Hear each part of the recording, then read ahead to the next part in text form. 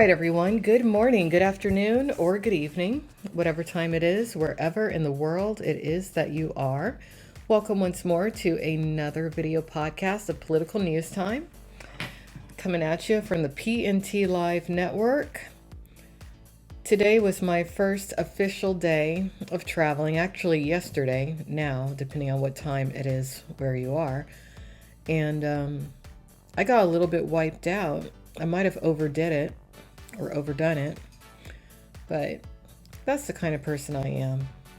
I live life pretty intensely, at least when I want to. But today, let's go ahead and go over some of the top news stories of the day.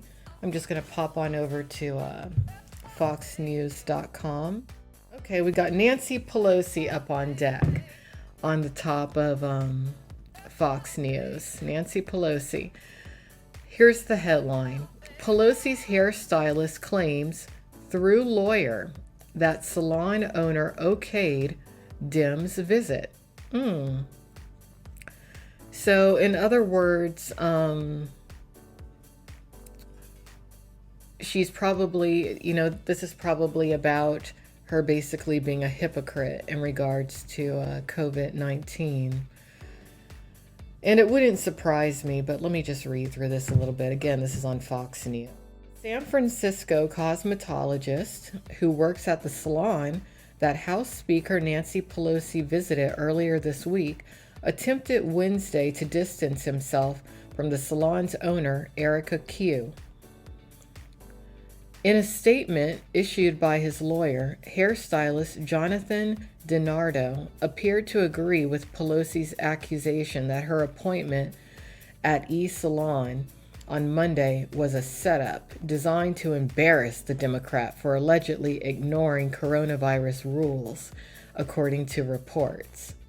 Quote, "The fact that Ms. Q is now objecting to Speaker Pelosi's presence at Salon and from a simple surface-level review of Ms. Q's political learnings, it appears that Ms. Q's is furthering a setup of Speaker Pelosi for her own vain aspirations," end quote, the statement issued by lawyer Matthew Salinpour said. Quote, "Mr. DiNardo's name has now been dragged through the mud for simply following Ms. Q's recommendations." According to Salinpour, DiNardo worked on Pelosi's hair after receiving approval from Q. DiNardo has worked at the establishment for 6 years and has been in regular communication with the owner, the lawyer said. DiNardo claims that during a phone call last weekend in which Q gave him approval to work on Pelosi's hair the following day, the salon owner was openly critical of the 80-year-old House Speaker who has represented San Francisco in Congress since 1987. So if you want to read this for yourself, you can go on over to Fox News.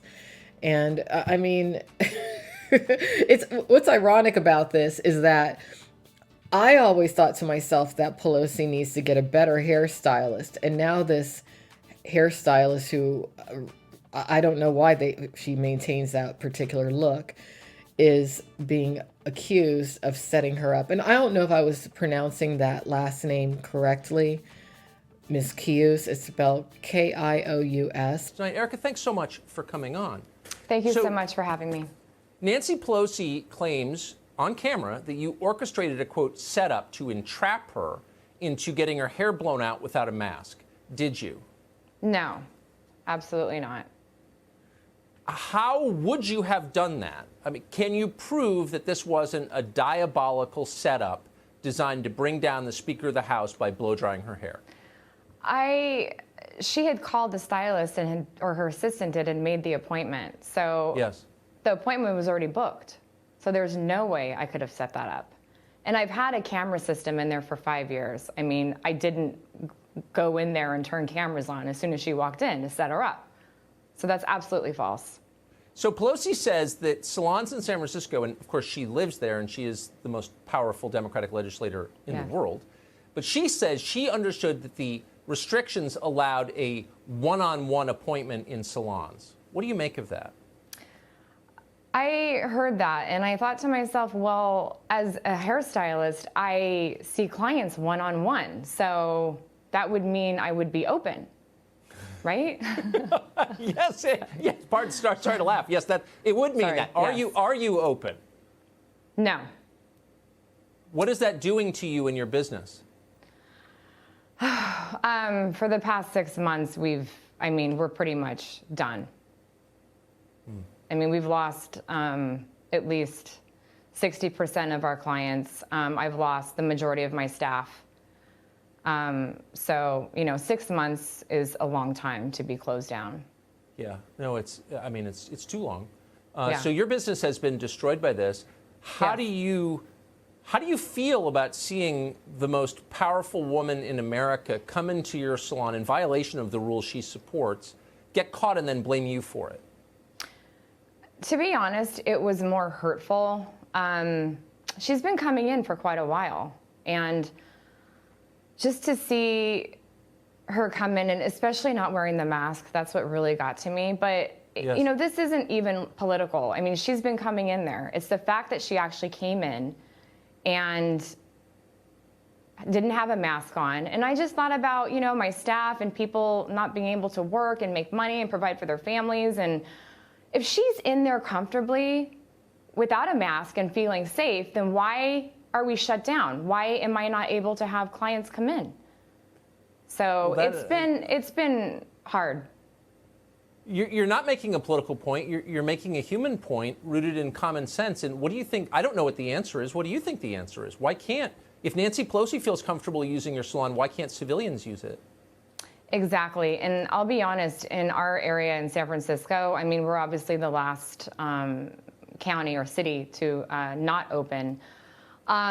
We've been trying to figure that out. We've been asking ourselves these questions for 6 months, for the past actually 4 months, of why we are not reopened.